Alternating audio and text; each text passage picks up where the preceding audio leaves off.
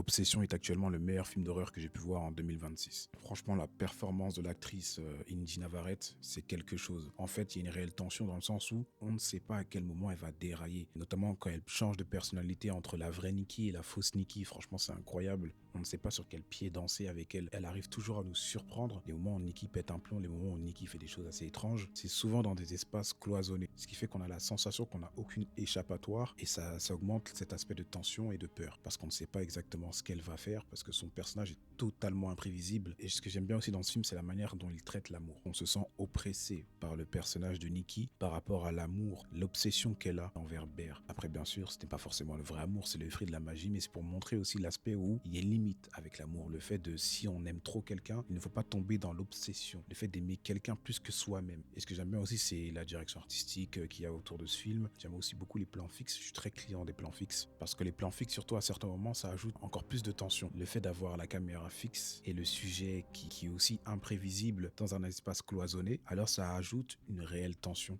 On a la sensation d'être emprisonné et qu'on n'a pas d'échappatoire. Il y a aussi le personnage de Bear. On est tous d'accord pour dire que ce gars, c'est un antagoniste. Et on s'en rend surtout compte au moment où, vers la fin du film, le démon de Nikki dort. Alors Nikki prend place et demande à Bear de la tuer. Elle ne peut pas vivre comme ça, elle ne supporte pas ça. Et Bear, frustré parce que ce n'est pas forcément le souhait de Nikki d'être avec lui, alors il va garder la situation telle qu'elle et il ne va pas la tuer. Franchement, Bear profite énormément de la situation. En tout cas, j'ai adoré le film, surtout que c'est un sujet qui parle à tout le monde.